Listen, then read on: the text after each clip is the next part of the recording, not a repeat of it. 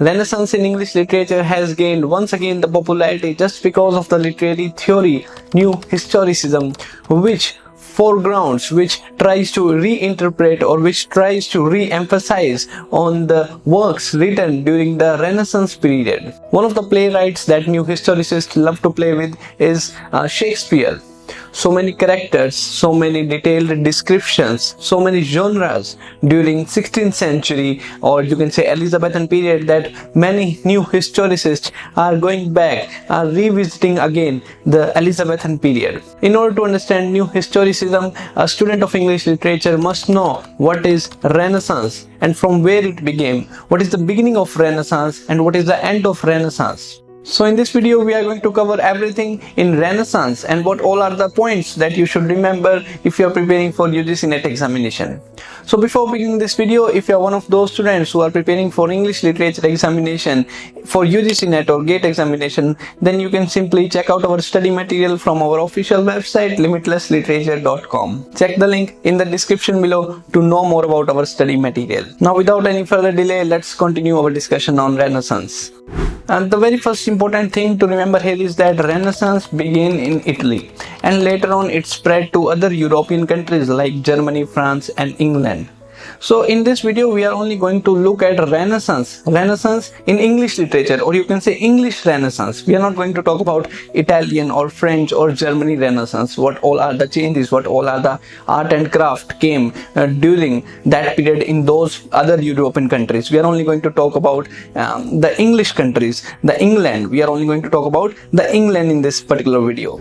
So simply remember that it came from Italy and later on it spread to other European countries like Germany, France and England. So alright, the very basic thing to remember in order to understand what is Renaissance, then you have to remember the 30 Years War, or you can say the War of Roses, which occurred during 1455 to 1485. Alright, so after 1485, Henry VII became the King of England. And so the Renaissance marked its beginning after the coming of Henry VII to the throne of English. So Renaissance began in 1485 and later on it moved to different stages and it went up to the death of King Charles I. 1649 is the end of the Renaissance. Yes, different books have different opinions, different teachers have different opinions.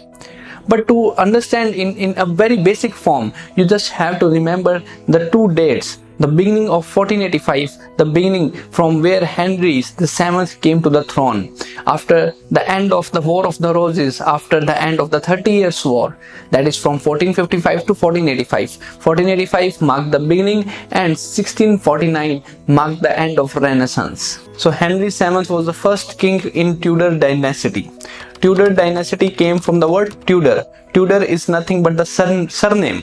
Henry Tudor, from surname Tudor, it became Tudor dynasty. So we have 5 kings and queens in this Tudor dynasty, beginning with Henry VII and then came Henry VIII, the son of Henry VII. And after Henry VIII came the 3 siblings, the daughters and sons of Henry VIII. So it came like this: we have Henry VII and then we have Henry VIII. And after the Henry VIII we have 3 siblings, Edward VI, Queen Mary and Queen Elizabeth. Queen Elizabeth never married, and that's why Queen Elizabeth was the last person from this Tudor dynasty. So Renaissance began with the coming of Henry VII to the throne. In the beginning it was slow progress. The Renaissance was at a very slow progress. But when it comes to the Elizabethan age, it reached its height.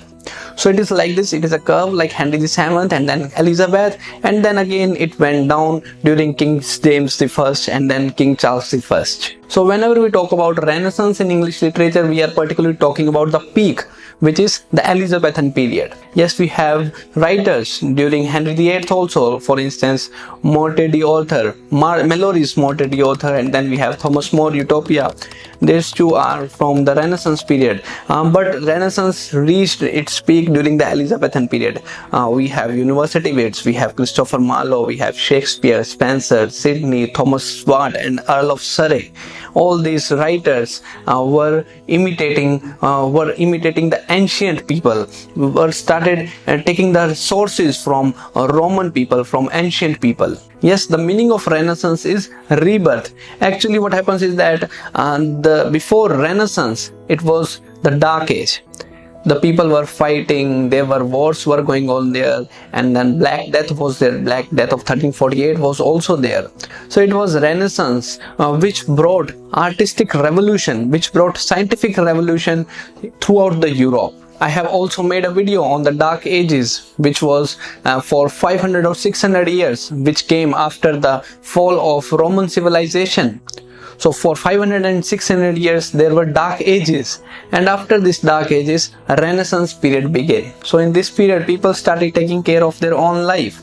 They are now not dependent on religion, they are now not dependent on anything else, but they are believing that they can shape their dreams, they can shape their values based on their own actions. They started believing in human actions. So this is what humanism means. Humanism simply means to believe in one's own action, to have the tendency to shape the future according to their own terms and conditions by not believing in something else. So everyone started working towards themselves. They started working in art, culture, music, or you can say science. They started working on themselves.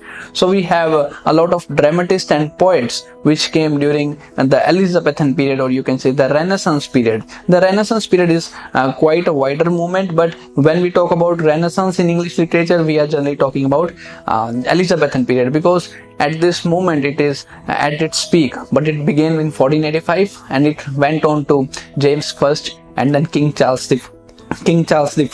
So if we talk about Renaissance in English literature, we have dramatists and poets that played a significant role. For instance, we have Philip Sidney, then we have Spenser, then we have works like Fairy Queen and the dramas of Shakespeare, Christopher Marlowe. You can say the revenge tragedies like the Spanish tragedy, or you can say the Hamlet by Shakespeare, or tragedies written by Christopher Marlowe. You can say Dr. Faustus, Jew of Malta, and then we have history plays, Henry V, VI, and all the history plays that was written by Shakespeare. All these are the part of Renaissance. They are experimenting with different genres also. And then we have Thomas Wyatt and Earl of Surrey, which brought sonnets into the English literature, which introduced sonnets in English literature with the publication of the anthology of Toddle's Miscellany. And then this particular form, this writing style, sonnets, became very trending in the Elizabethan period.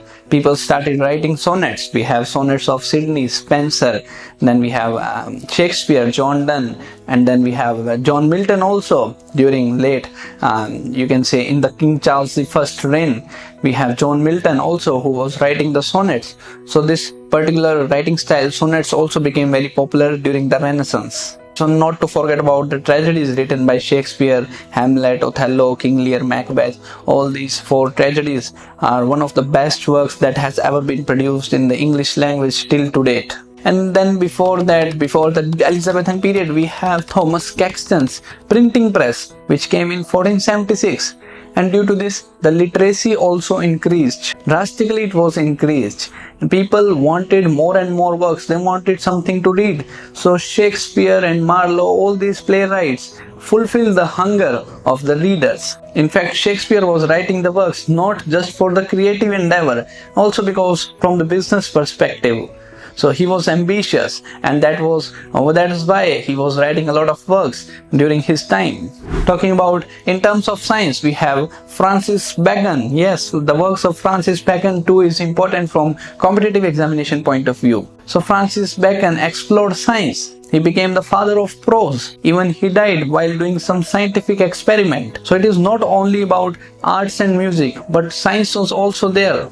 So this Renaissance is a very great moment, and it holds a very important place in English literature because it came just after the Dark Ages. After 500 and 600 years, we saw something that is able to read, that has that sense of creativity which is fulfilling the thirst of human soul. So this is what all about Renaissance. We have not talked about the beginning of Renaissance in Italy because that is not important from English literature point of view. Yes, and that helps you to develop the knowledge, but that is not important from UGC-NET perspective or any other competitive exam perspective. We have to remain stick to English literature. So if you are someone who has not subscribed to this channel yet, then don't forget to subscribe the channel for more updates on English literature. That's it for this video. Thank you.